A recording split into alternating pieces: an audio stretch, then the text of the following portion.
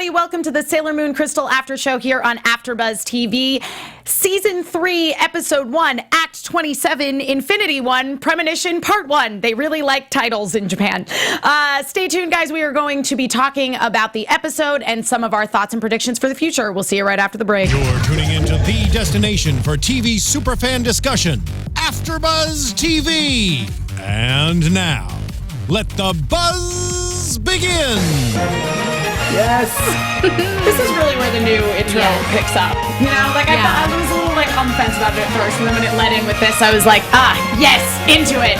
Hey everybody, welcome to the Sailor Moon Crystal After Show here on AFTERBUZZ TV. We are talking about the first episode of the new season of Crystal. It's back. It's better than ever. I'm so excited to be here. If you guys have not done so already, please be sure to go on over to iTunes, subscribe to us there, leave us reviews, let us know what you think. And because we like to hear from you guys, and if we do, we'll give you a shout out on the show. Also, if you are listening on iTunes, be sure to go on over to YouTube, where you can also see our lovely faces as well as hearing our lovely voices talk about why we love Sailor Moon so much. And for those of you who are watching on YouTube right now, we are following along with the live chat as well as with our brand new hashtag ABTVSMC for Sailor Moon Crystal, because it's shorter and we really like alphabet soup hashtags here at AFTERBUZZ TV. I am Emma Fyffe. You can follow me all over the internet at Emma Fyffe, and I am joined by a fabulous returning panel of ladies, Markeia McCarty. Yes, I'm right here. Oh my goodness, I'm so excited. It's back. It's back. We have season 3. You can follow me on Instagram and Twitter at Markeia McCarty. That's MarkeiaMcCarty. And Megan Salinas. Hey guys, you can tweet at me at the Manguin. That's TheMenguin. Yay, guys. There's so many sparkly things everywhere. It's so pretty, guys. It is. It's so pretty. So obviously we've had a little bit of a break. The last season of Sailor Moon Crystal ended in July of last year, so we've been kind of in the dark, wondering whether or not we were going to get another season at all. And then eventually in earlier this year, they confirmed that they were in fact going to have another season, even though there was a lot of rumors circulating around before that. Yes. Seriously. Like, yeah, there were some where it was like, is it going to get canceled? Is it coming back? And then other people were saying, of course it's coming back. It's too strong of a brand to just drop and not do anything with it. Yeah. So, like, and then they, out of nowhere, like comes the announcement on Thursday. Yes! Well, because they had announced that it was going to be on TV in Japan this time around, which is great. And I think that's why they've got the higher budget. Obviously, the animation is so much better this time around. But, oh my God, don't get me started on the animation. So there definitely was a moment where I think everyone was a little nervous that we weren't going to get a simulcast. We weren't going to get it in the States right away. We were going to basically have to probably wait until the season was over, and then Viz would get their hands on it and be able to distribute it in the States. And maybe it could have been like a Toonami thing, but who knows how long that could have taken. Exactly. We get everything last. I know. And they wouldn't have aired it on TV until it was dubbed, so it's like, it could have been a really long process. Exactly. And then at 5 p.m. last Thursday, they're like, great news, guys! It's going to be simulcasting on Viz.com, Hulu, and Crunchyroll. And it was like, we gotta get this together. It was like, what? Yeah. But I've been so excited for this new season ever since I saw, the earlier little teaser trailers that came out early in March. Did you guys get a chance to check those out before going into this? I saw like snippets before that. Like I saw the new ending artwork, theme that they had. I saw the artwork. I didn't see any of the official like previews, but like, I did see that ending theme ahead of time.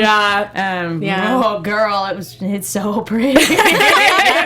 A lot of feelings around that ending theme there. My biggest, don't get me wrong, I feel like I was the biggest naysayer on the panel like last season, because I don't have that attachment to the manga that a lot of people do, and so all of my nostalgia and attachment comes from the 90s anime, which you can take it or leave it depending on your preference. Love it. But one of my big problems was the animation last year, because everything was so rushed. I like the CGI and everything like that. And like, I guess I hear they have a new director. There is a new director, this season, and she's worked on a lot of the Precure stuff, which is a big magical girl anime series that's been airing in Japan for forever. There's like 10 of them. Yeah, nice. Like that. I think that's like the new thing right now. But and then sitting down and watching this, I'm a little kid again. Yeah. It's so gorgeous. I know. And I never got to see this section of the anime uncut. Right. So this is all new to me. Yes. I'm just like, this is new Sailor Moon for me, which I haven't had since I was a child. Yeah. This is so great. Yeah. And something that I love about I was just gonna say, continue with what you were saying, and then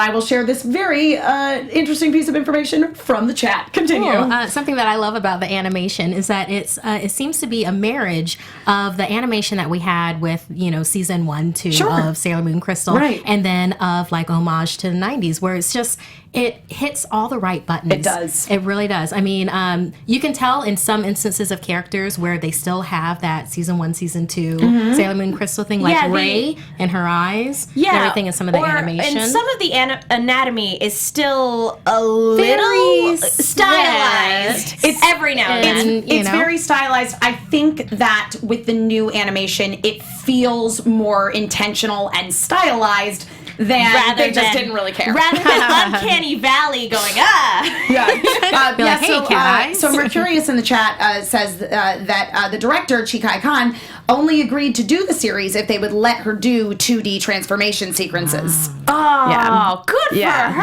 Yeah. That was Nice. a great call. The thing is, it's like, I was not super bothered by the 3D transformation sequences, but I know a lot of people were. And I have to say, I really like the new 2D transformation sequences.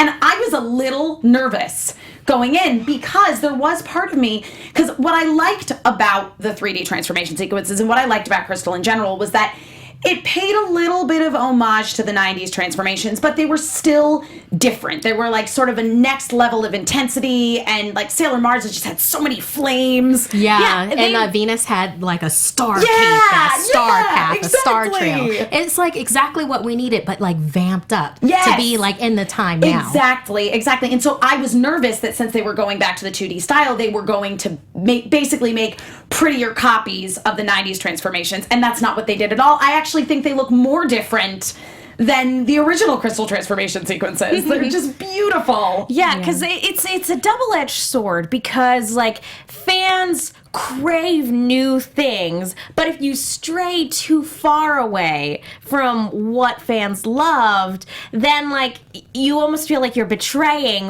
why they fell in Absolutely. love with the series in the first place. So it's always hard with things like the transformation sequences. It's like, how do we give them something new, Right. but pay homage to everything that came before? Yeah. And I think these ones really nailed it. I totally agree. I got so, because I was so afraid that, especially Sailor Venus's transformation sequence, I just loved how they changed it for Crystal for the first couple seasons of Crystal. And so she was the one I was the most afraid of going back to looking basically like a copy of her 90s transformation sequence.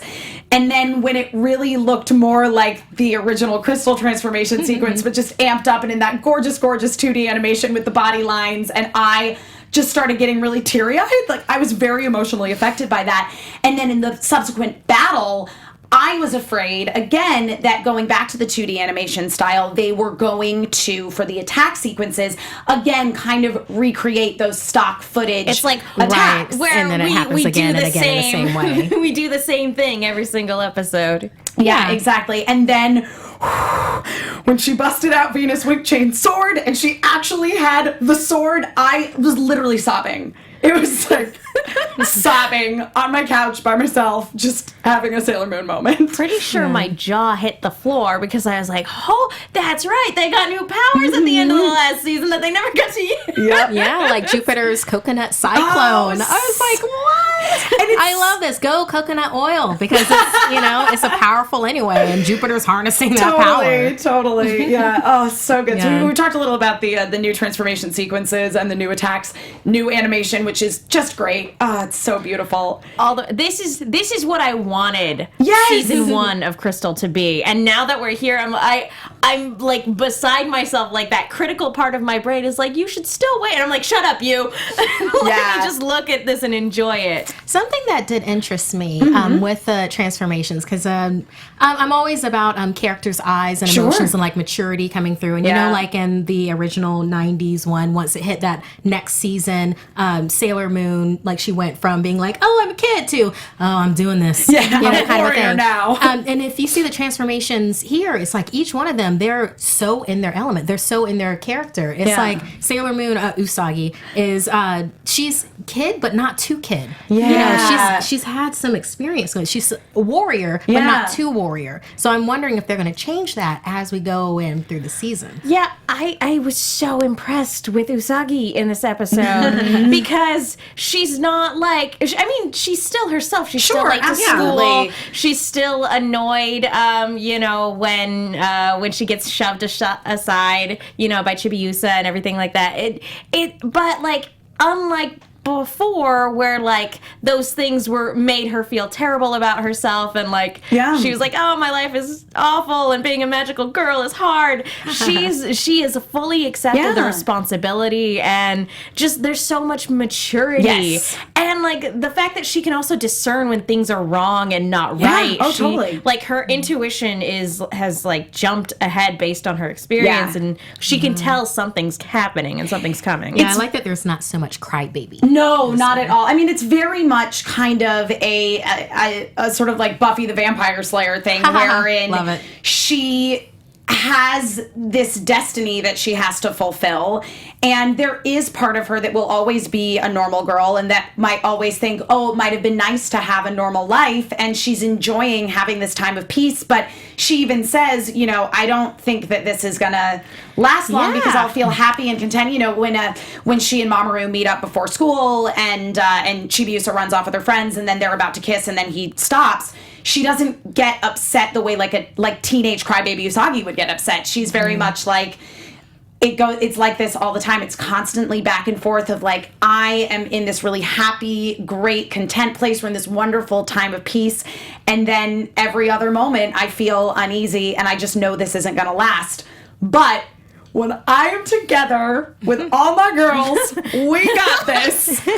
Because that was another thing that I really enjoyed about this episode of Crystal was I felt that we put a lot more focus on the other girls. Yes. I like the meetup when everybody goes to... one of the things that I was worried about with this episode is that a whole lot of it would be, okay, recap. Hey, here's this person. Oh, remember them? They did this funny thing. And such and such. When it's like, hey, we're going to wrap all of that up right here in the arcade. You see them in their element, and then right after we introduce everybody, we're going to throw them into a race together so you can see how they go. Yep, totally.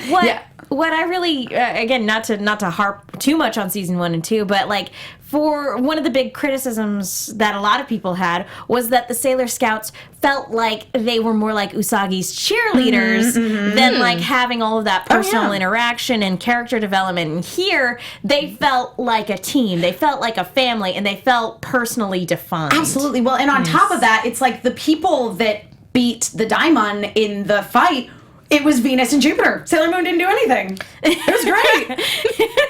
You mean for this particular fight? For this episode, yeah. So, and I actually like that, because then it can escalate. Exactly. If you have like these two Sailor Guardians can do it on their own for this one, then it's like, great. Okay, that's good. So we know that we can have split off battles. Yeah. And we know that if Usagi has to get involved, then that's the ish there. Absolutely.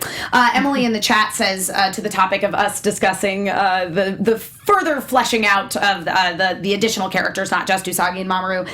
Emily in the chat says that I really liked that Sailor Venus had more of a leadership role, and I totally agree with you. And that's something that we see from her, especially in this act of the manga, is her really coming into that leadership role. But I also liked that they incorporated that kind of like fun girlish side of her too, because she's the big sister character. She's the mommy from Madoka. She's Yang from Ruby. She's the general. Yeah. Well, she was very similar to Usagi, but she's been at this the longest. Yeah. So she's like the veteran of the group. Yes, but I did love her and Makoto's reaction to Haruka because that is the appropriate reaction to that character. Well, I love that when they're at the racetrack, you just see these legions of girls cheering for her. I know.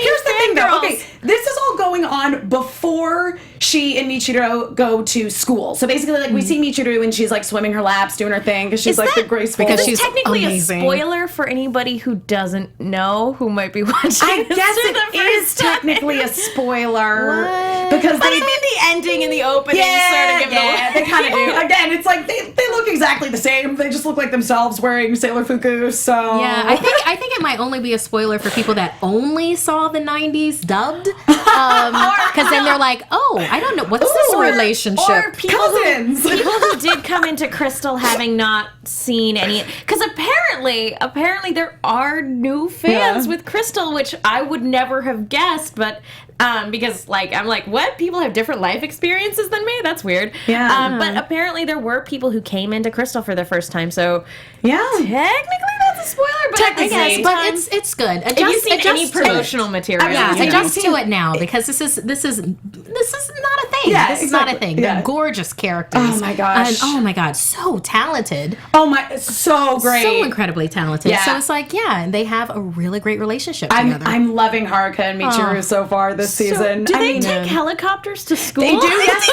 Not only do they take, and that is correct. They take helicopters plural to school. They Yes, each have their own separate. helicopter. Now They're rich. there's something that's kind of interesting about this episode is just the translation in general is that they're referring to it in the subtitles as the Mugen Academy. So Mugen Gakuen translates to Infinity Academy. And so in the translations of the manga that I read, it was always Infinity Academy. So I'm really interested to see once they dub this, if they keep it the Mugen Academy or if they make it... And speaking of translations, in the subtitles they do refer to Uranus as he. Yes. But I know that Japanese, and granted I don't speak Japanese, but I know that Japanese uses some gender neutral pronouns. Yes, so I'm there wondering, are they specifically using because I because I don't speak Japanese, unfortunately. I'd Are they be using very he curious. or the gender neutral? So if you know that, Probably gender neutral. All I know is that in the 90s anime, in the like race car episode, at the end of it, Haruka's like, I never said I was a boy. So I have a feeling it probably is a gender neutral. Again, I don't speak enough Japanese to know that. Yeah, I do want to give a shout out to It's Omar 7, where he said 20-year spoilers don't exist. I was looking at that exact fantastic. same thing. So yes, good. Sorry. Yes, dude. Very true. But I am curious as to whether or not it is a gender neutral pronoun or not, because I want to know whether or not Haruka is like, I'm pretending to be a boy, or like for whatever facade they're putting on, or if it's just like, I'm not making a big deal about it. If that's the assumption they want to make, that's the assumption they're making. I feel like it's the latter. Again, I'm sort of now rereading the manga as we go into all the various acts of this season. I don't think it's not meant to be deceitful. And they did the same thing with in Nouveau Voyage, which was the new Seiramyu which is Sailor Moon musical that covered this story arc where basically like Haruka was this J-pop star, obviously, and she had tons of girl fans who all like assumed she was a boy, but she's not like really trying to advertise. No, not at all. It's just like she's just being herself. Yeah. And it's like if people put a gender specific thing on that, then that's more about those people than it is about her. True. That's their hang-ups, well not said. mine. So, Yeah, absolutely. It's so great to see these characters like in their full glory as they were intended to be. And I also really like, again, I think Megan, you pointed out, or Kia, that they have like this very great relationship with each other. I mean, especially because, sort of the conclusion of that scene where they're all at the arcade and Haruka gets into a racing match with Usagi and Makoto and Michiru has her encounter outside with Mamoru, which was really interesting. yeah, she dropped her mirror. Yep. I mean, okay, first off, how deep are those pockets? That uniform's awesome. Yeah. But it's like you just dropped it. Yeah. Right there near the prince. Yep. The king. Yeah. Right. Again, it's so funny again because it took so long to obtain those items in the 90s anime. When she just dropped it, I was like, they've had them all along. Yeah, it's different. It's different. It's so different. But like, I was like, whoo, that saves us, what, 30 episodes? Yeah. It's like, where were they fighting crime? Yeah. You know? It's like with Sailor V. She was, you know. It's like, where were you all this time? Totally. Yeah, well, exactly. Maybe they were fighting in America. What have they been up to? Andrew Eller in the chat points out that Haruka uses boku to refer to herself, which is it is a male way of referring to oneself. It's not uncommon, however, especially in anime, for like tough girl characters to use boku. So, you know, yeah, but I don't think it's like her, it's not like her trying to be like, I'm a dude. It's her being like, I'm tough. I'm doing my thing. Or it might just be a societal thing. I mean, think about it. When we refer to a mixed group of people, we call them you guys. Yeah. But it's like, they aren't all guys, so therefore they shouldn't be called you guys. So I know a lot of people who just call everybody dudes. I'm one of those people. I call everyone dude. That might regardless of gender. Absolutely. So let's talk a little about the bad guys and what's going on so far that this ominous season. voiceover. Dude, the opening was terrifying. It was just like creepy fish fountains and a scary voiceover and like foreshadowing talismans in the sky. Well, and shadowy figure with hair and eyes. Well, and it was very interesting because like you see this glowing kind of floral looking crystal type deal, and then you see what kind of looks like an amorphous like shadowy figure, and I was like the last time we saw like a shadowy type thing, that was like Queen Metalia. That was a throwback. And they called him Pharaoh, right? Yeah, Pharaoh 90. Yeah. That's the thing. What kind of name is this? So Pharaoh 90. There were 89 other pharaohs. He's the toughest. Yeah, the 90th one, guys, is the most important one, clearly. Not the 100th. He's a pushover. We get sort of introduced to, okay, Pharaoh 90 is something. Something powerful. It sounds like a type of electronic, like the Pharaoh 900. There you go. I am Pharaoh. I don't 90. know what sort of electronic that would be, like if it's a vacuum or something. I have no idea. It's like if he was in a chat room, there's already Pharaoh. Exactly. 1 through Like 70. I'm Pharaoh 89. But I'm Pharaoh 90. That's okay. I was born in 90 anyway. That's fine. And we also get introduced to Kaori Knight. I don't know how to pronounce her name. They called her Kaori Knight in the 90s anime. It's like sometimes you see it with an L, sometimes you see it with an R. You know. Anyway, Kaori Knight is what I call her. Well, I mean, we'll have a definitive answer when when this one gets dubbed. Whenever that Sailor Moon S dub comes out, Viz, sometime soon, please. Thank you. They'll announce it like 3 days before it comes out. Like, oh man. But yeah, it will be nice to get like a definitive on answer, that, because I always thought Kaori Knight was an interesting Kaori Knight. No, definitely. It's like, what are they after? Yeah. It's like, what's the end game? Well, one of my favorite interactions in the whole episode was between Kenji, Papa, and Chibiusa when they were talking about how these people were the most chill newscaster ever. A horrible abomination sprouted from a human being and just Megan, those revisions are reversions. The reversions. Another reversion happened today. No, but right outside my garden. But that was the thing, was like, Chibiusa's like, what's a reversion? And he's like, I think they're talking about how like people were gorillas once, so it's like a de-evolution. What? That's terrifying. That's absolutely horrifying. That's like Tales from the Crypt. No, horrifying. totally. Well, and it's really scary the way that it happens too, because basically what we sort of get from Kaori Knight's interaction with Pharaoh 90 is that like they're looking for hosts for the daimons, which are like the Yoma or the droids of this season. And when they find hosts, it doesn't like inhabit their body. It like engulfs their body and turns them into a giant shadow demon. Yeah, it's so different. Yeah, it's kind of like Matrixy, so it's using them as a battery to power the diamond. I mean, same idea of like feeding off of people's like energy and like aura, I suppose, in order to obtain power or whatever. Sure. But yeah, completely different. And every other like monster I feel like we've seen prior to this, like every time a person turned into a monster, it was always still a humanoid type monster. This is like the first bit of like Lovecraftian horror that we Totally. Hey, at least they're not just dusting people. That is true. At least there's that. Nope, that's totally true. We brought that person back. Yeah. We have them. Yeah. Call an ambulance. goodness. Exactly. I was gonna say. Yes. They didn't They just can be light a nun on saved. fire. Listen, we never see the police anywhere in Juban, but apparently they do have hospitals because Makoto says to call an ambulance. And can I say something? Yes. I really love like this whole time period and this whole place where they are, where they just saw these superheroines like totally save this person, you know, the monster dust, you know, out, and nobody has their phone out. Right. Like not for 911, not for anything. They forgot they weren't in the 90s anymore.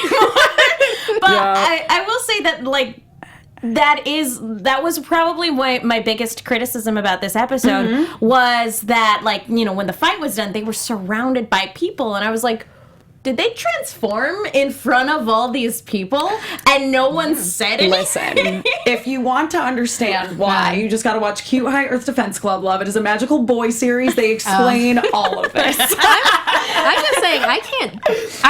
If I have 2 layers of shirts on, I can't take off an outer layer of a shirt Seriously. without someone looking Without at me. causing a scene. Right. Yes. So. Yeah, no, definitely. But I mean, if Monster, I mean, and the Sailor Scouts have been around.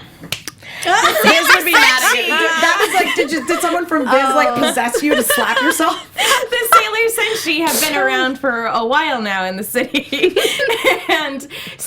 and they've dealt with monsters and nearly apocalyptic stuff. So it does make sense, actually, that the newscaster would be like, oh yeah, another monster. That's no big deal. That's totally fair. Actually, we'll be safe, Megan. Yeah. So how about that new, biscuit recipe we have? Next topic. I'm telling you. We go to Dan for the weather. In the chat, there's some conversation about the diamonds of the manga and Sailor Moon Crystal versus the diamonds of the 90s anime, which are actually the most ridiculous looking monsters of the week we've gotten yet.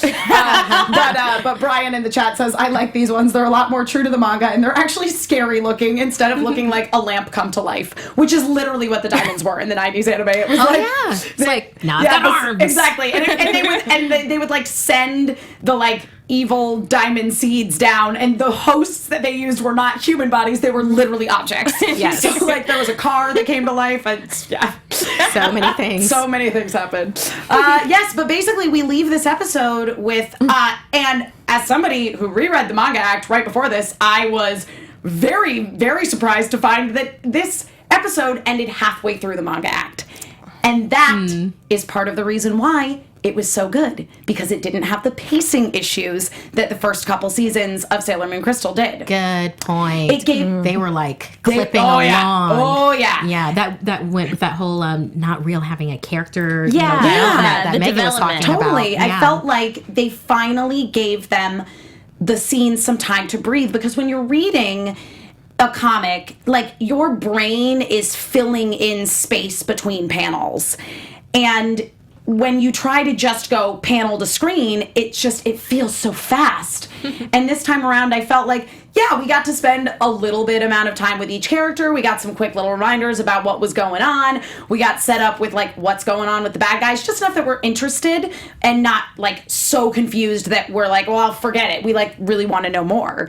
And so it basically ends with them in the command center being like, it's time. We got to go investigate the Mugen Academy. See what's going on, because all of the people who've been targeted and been turned into these diamonds are students there. Yeah. Because basically, as we learn, the Mugen Academy is like, it's kind of like a really fancy magnet school. It's like, I think the way Venus described it was like, it's a school where tons of idols go. Well, yeah, we're basically like exceptional people go, like people who are ultimately going to be famous People who for take something. helicopters to class. Yeah. That's the place where they go. Yeah, Man, definitely. can you imagine like being in that kind of academy and you're like top of the top everywhere else? I know, but maybe there you come in you're just like just underneath. Ooh. You're the Usagi. Yeah, exactly. You're the Usagi of your class. It's like, would be humbling. You're Ami everywhere else, but you're Usagi It's literally like big fish in a little pond. Totally, absolutely. Yeah, no, it's really it was. I loved the scene where they were talking about where Minako was explaining the Mugen Academy with stars in her eyes, being like, "I wish I could transfer there because then I can stalk idols." But that there was, because I think another one of the things that just shows that like Toei really, really listened to fans' reactions to the first couple seasons of Crystal, because the biggest complaints were the animation. Everybody hated those 3D transformations, and also I didn't mind them. Yeah, I did. They were fun. Yeah, They reminded me of Pokemon. Yeah, totally. Yeah, it didn't bother me that much either. The internet, like, but the internet hated but it. the internet, and like even somebody like myself who wasn't a fan of them, I wasn't going on like message boards and like going, I hate these. But there was a so lot many, of hate. Hashtag raise it to the ground. People who are that passionate about what they're watching that that's what they do. And the other thing that people felt was kind of missing was some of the humorous elements, and I think they did a good job of incorporating some of that. And I quote this scene in particular because, you know, we're seeing this kind of fun side of Minako's character, and meanwhile Ray's like, Usagi, it's for geniuses. That means you have nothing to do with it. And she's like, oh, Ray, you're so mean. But not in the way that like they're catty to each other in the 90s anime. It was just Ray being like, yeah, that's right, I got my stuff together, you don't. And then Ami following up with, oh, Ray, you don't have to be so honest. And then Usagi doing her little spin with the super deformity in the background and like, oh, it's the finishing blow. Yeah, I remember the part where I was like, oh, good burn. Nice. Super cute, by the way, was when they put the helmet on Usagi. Oh, I It's know. just adorable. I'm like, I don't know how her buns fit, but that's so cute. It was cute. Yeah, she hated it. Yeah. Oh, She I hated liked it. I liked how Haruka was automatically. Yeah, I like you, bunhead. Yeah, Like, you're cute. Yeah, Yeah, and the fact that she was like, we should race again sometime, and she's all like into her. And then when they're leaving, Michiru says something to Haruka, being like, "You're getting awfully close with that girl there," and she's like, and Haruka says to Michiru, she's like, "Are you jealous of Michiru?" I was like, "Nah." I'm sorry, Michiru is the ultimate woman. Like she has nothing to be concerned like, about. nope. Elegant, talented, Oh my God. Not saves the insecure. world. She's a violinist. She's like a world-class swimmer. She's beautiful hair. gorgeous. I mean, Yeah. she does green like nobody's business. Yeah, just Green so promising. Well, and one other good thing, not to jump around, No, but, not at all. But like when Usagi was annoyed at Chibiusa and she did that little deformed, it's cute. and it looked like, speaking of like bringing things from the page to the screen, that felt like something that was very true to both the 90s anime and the manga. Very true to the manga, without feeling out of place. I Like, agree. It felt very seamless. Yeah, totally. I thought that they integrated the super deformities and things in a very smart, seamless kind of way, where it felt like something popping off the manga page, not an antiquated, sort of visual gag that they used a lot in 90s anime in general. So yeah, it was really good. Yeah. It was really good. Although I am looking forward to if they have one where she's like falling on her face. Oh, completely. Oh yeah, absolutely. I'm like, all just, about that. Just give me one. Totally. I love that. Yep, the leg in the definitely. air, like twitching a little. Definitely need that. I think that would not be out of place when they go to investigate the Mugen Academy, which they're going to be doing next week. Getting in there and seeing what's what. Yeah. Do you think that they know who they are already? Uranus and Michiru and Haruka. Oh, do you think that they already know? I feel like Michiru seem and kind of- Haruka, they know what's up. They They seem smart, and they showed up there. And Yeah. Oh, you mean do Haruka? Do the girls know who Haruka and Michiru are? Do Haruka No, and Michiru other way know around. that they're? Oh, Yes. do Haruka and Michiru know that the girls Yes. are? Oh, yeah. Yeah, I Yeah. don't think she would make a comment about, like, maybe you were a prince in a past life. Oh, because I have this mirror that shows who we were in past lives. Yes. And it's just so interesting that I randomly ran into you here, and Your you happen eyes to be are a king. noble. It's Yep. fine. It's fine. Don't worry about it. Yeah. Don't pay me Fine. any mind. No worries. Yeah, absolutely. And then while we're on the topic of Uranus and Neptune, though, I guess technically we don't know that they're Uranus and Neptune yet, but we definitely know. Yes, we that ending credits. Oh. Do you have any idea how amazing that is? That going from like with the 90s where they were just like, oh, they're cousins, to where they have this gorgeous, beautiful ending that is reminiscent of Mamoru-san. Mamu-chan. Yeah, Mamoru, you're good, you got it. Mamoru, thank you. And Usagi, and they have this beautiful, epic. Everything from them being Sailor Senshi. Yeah, Guardians is good. Guardians is fine. It's fine. Scouts is the one that's done. Okay. Hashtag face slap. That's not the last time I'm going to slap myself. I apologize. But it's like this epic, beautiful love story told in the ending, and that's just thank you. I'm glad that we've come this far. Yeah, I know. Yeah. Thank you. Is it like maybe this is just my Western like centric view of like things, but I know that when they create anime and manga now, they very much do it with their international audience in mind, and very specifically their Western audience in mind, not just the domestic market. Right. And I can't like. Maybe it's selfish to think this, but I was like, is this for us? Because we were deprived of this for so long. You know what's really interesting? I was talking about this with somebody earlier today about how in the 90s, I remember, because I had read this act of the manga already when it started airing on TV in the States. And I remember thinking, like, what are they going to do? Because, you know, this was like 2000, 2001. And in my And you mind, saw what they did with Zoisite. Yeah. And as a kid, I was like, what? Yeah. I was like, what are they going to do with this storyline? Like, these girls are lesbians, and that's how it should be. That's just, that's the story. It's not a big deal. It's not a plot point. It just is. And I remember trying to watch the Cloverway dub of Sailor Moon S and going, I can't watch this, because I would watch it and just keep telling myself, not cousins, not cousins, not cousins. Like, they are lovers. They are. And so I think that, you know, in a lot of ways, Cloverway, I hate to say made it worse, because it's not a bad thing. It's a good thing to have that kind of representation in a show that is aimed at kids. But I also think that the way they butchered Sailor Moon, they basically created incest. So, Even more incest than it did exist. Exactly. Yeah. They're like there's already some incestuous tones in Sailor Moon. This was like straight up added incest by the English dub of it. So I almost think in some ways, I never even thought of it that way. because Cloverway botched it so badly, I think we started to actually see more homosexual relationships portrayed just for real in children's television. You just kind of changed my childhood a little bit. Yep. I didn't even think about that. They were like, hey, it's okay to have really close kissing cousins. Yep.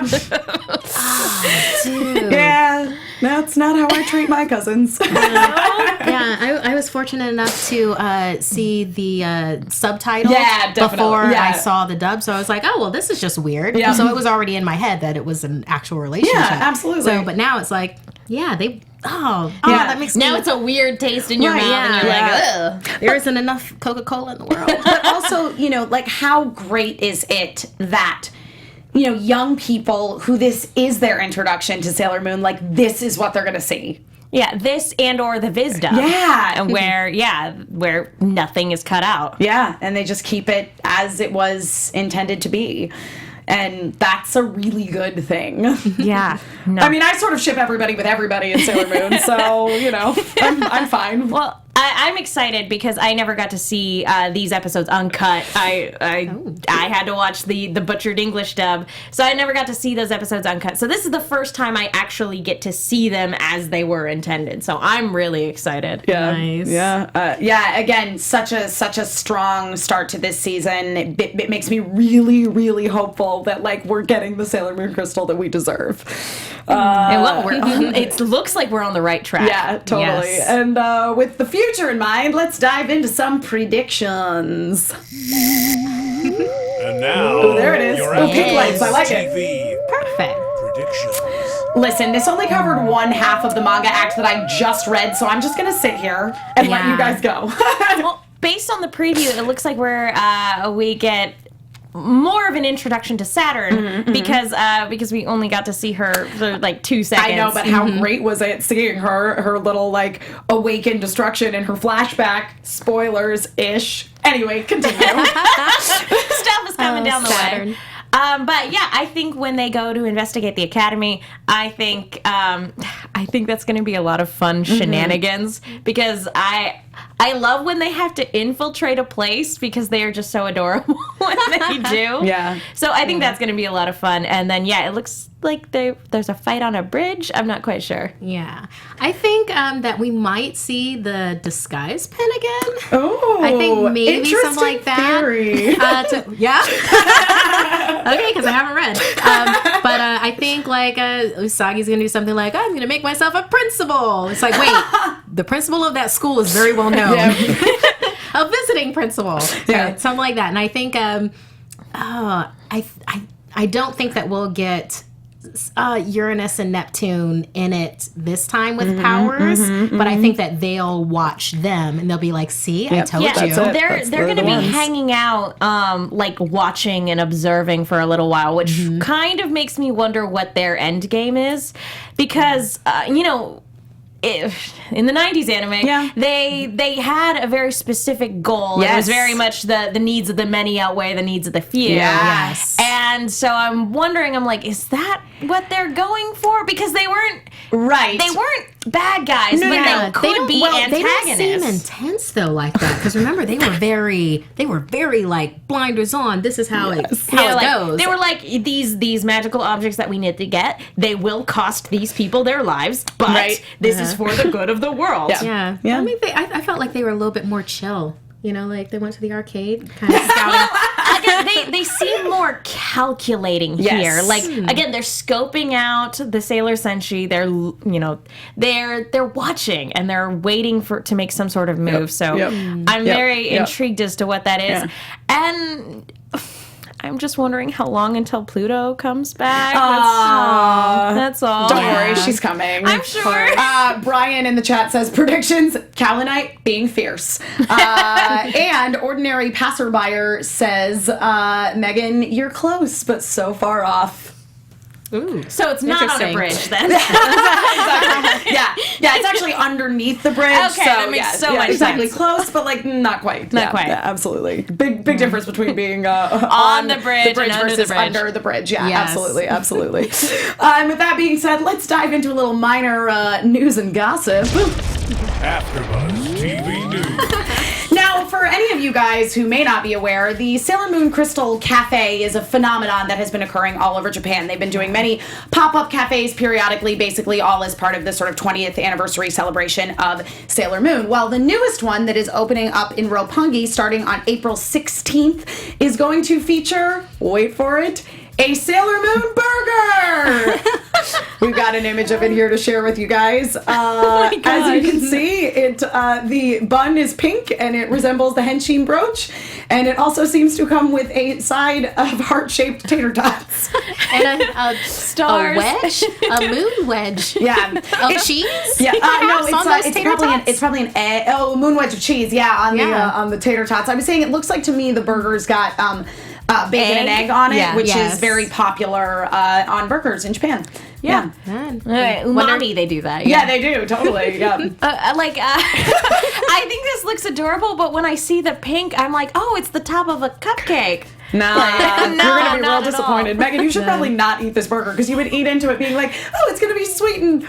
This is not what I was expecting. Yeah, this is juicy savory. Although, like, how great are, like, Sailor Moon themed confectionery treats? Gosh. Oh, man. Like the little cookies. I know. I love it. It's like I love Luna, and I'd love to eat her even more.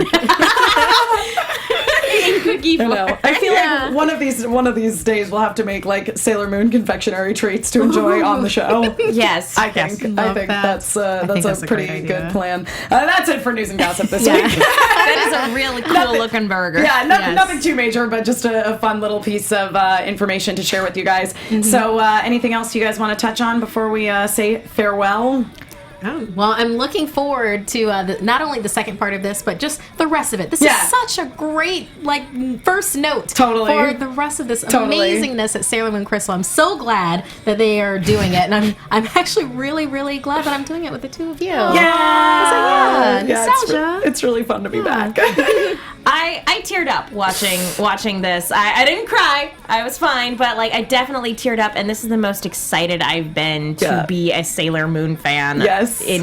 In literally over a decade. Yes. Like I'm very happy to be here. Yes. I love it. I'm excited. I'm excited for everything that this season has to bring. And Jeff Beerbaum in the chat says that we should make Sailor Moon confections for the finale. So challenge accepted.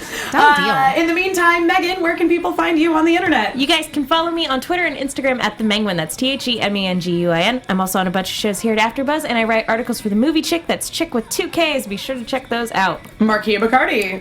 Yes, you can find me on Twitter and Instagram because, sometimes I put up pictures. It's at Markeia McCarty, MarkeiaMcCarty. And if you love live comedy, you can see me. I'm an improviser. Tomorrow I'll be doing comedy with hearing impaired people. It's a deaf comedy. Really cool. Yes, it'll be at the Pack Theater in Hollywood. It starts at 8 o'clock, and I'll put it on my Twitter if you want to stop by. It's a free show, so it's going to be great. Interpreters, improvising. Improvisers. I love it. And I'm Emma Fyffe. You can follow me all over the internet, wherever Emma Fyffes are sold, at Emma Fyffe, which is my name. You can see me on a bunch of shows here at AfterBuzz TV. Face Off is winding down on Wednesday night. We got just a couple more episodes left doing Transformers Robots in Disguise with the lovely Megan over here, as well as several others. If you follow me on Twitter, you'll know all about it. And of course, if you are Sailor Moon fans, which you should be if you're watching the show, I also do another Sailor Moon podcast called Love and Justice, a serious Sailor Moon podcast where we really get down into the nitty-gritty of all the different versions of Sailor Moon, and we will have a new episode posting tomorrow morning, so be sure to check that out. Thank you guys so much for joining us tonight. We're so excited to be back. Again, be sure that you go over to iTunes, leave those reviews, subscribe, all that good stuff. Give us those thumbs up on YouTube. It makes us look good and helps us get super cool guests in here, which we should have some coming in this season. We'll make more announcements about those as that all comes together. We will be at 11 p.m., so we're going to be super duper late next week. But after that, every Monday we'll be in here at 10 p.m. talking Sailor Moon crystals. So hopefully we will see you guys again. Bye. From executive producers Maria Menounos, Kevin Undergaro, Phil Svitek, and the entire AfterBuzz TV staff, we would like to thank you for listening to the AfterBuzz TV network. To watch or listen to other after shows and post comments or questions, be sure to visit AfterBuzzTV.com. I'm Sir Richard Wentworth, and this has been a presentation of AfterBuzz TV. In the name of the moon, I'll punish you! The views expressed herein are those of the hosts only and do not necessarily reflect the views of AfterBuzz TV or its owners or principals.